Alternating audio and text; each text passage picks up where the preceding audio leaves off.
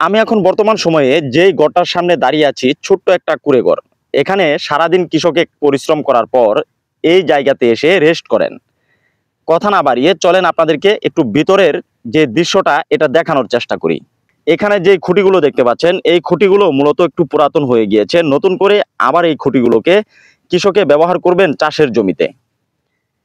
এখানে রাখা আছে ক্যারেট, জমি থেকে টাটকা শাকসবজি তুলে তখন এই ক্যারেটের মাধ্যমেই তারা বহন করে থাকে সেই শাকসবজিগুলো। আরেকটু ভিতরে ঢুকে আপনাদেরকে দেখাই। এখানে একটা চেয়ার দেখতে পাচ্ছেন, এই যে চেয়ারটা অনেক সুন্দর একটা চেয়ার। এখানে কৃষকের সব কাজের জিনিস রাখা রয়েছে। এখানে আপনারা অনেক কিছুই দেখতে পারবেন।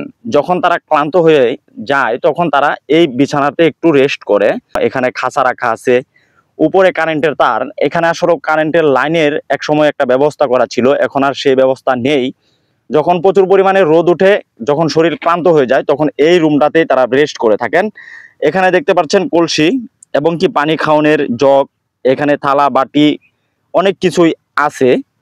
তো চতুর্পাশেই কিন্তু কৃষির জমি রয়েছে। আপনারা দেখেন এটা হচ্ছে করলার জমি। আপনাদেরকে এই করলার জমিটাও দেখানোর চেষ্টা করব। এই পাশে যে খুঁটিগুলো দেখতে পাচ্ছেন, মূলত এই খুঁটিগুলো হচ্ছে জমিতে খুঁটিগুলো শক্ত করে ঘেরে দেওয়ার জন্য। চতুর্দিক দিয়ে এই যে নেট জাল দেখতে পাচ্ছেন, এই নেট জালের সামনে এই খুঁটিগুলো দেওয়ার জন্য ব্যবহার করে থাকে।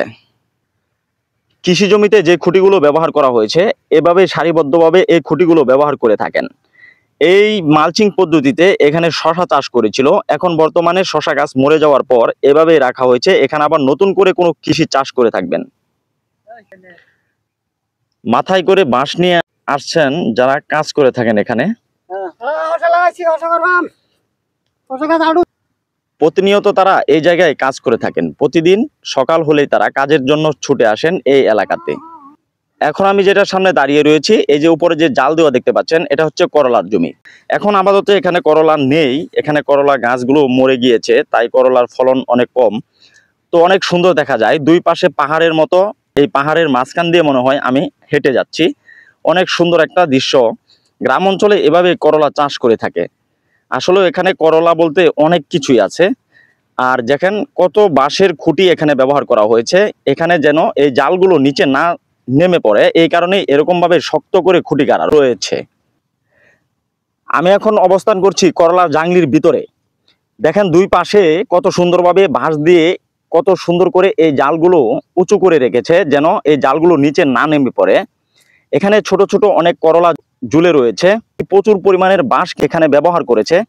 এই বাঁশগুলো ব্যবহারের কারণে এই জাংলিটা আজও দাঁড়িয়ে আছে। জাংলি যতই পুরাতন হোক না কেন, এই জাংলি কখনোই হেলে পড়বে। এই পদ্ধতি অবলম্বন করে করলা চাষ করতে পারেন, এতে করে নিজে খুব তাড়াতাড়ি সফলতা অর্জন করতে পারবেন।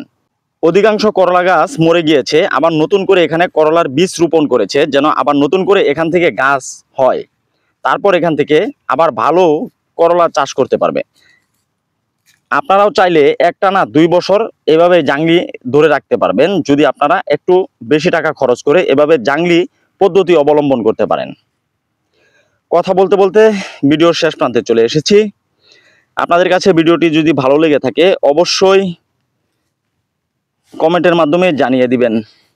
সকলে ভালো থাকবেন, সুস্থ থাকবেন। দেখা হচ্ছে পরবর্তী কোনো ভিডিওতে। আসসালামু আলাইকুম, আল্লাহ হাফেজ।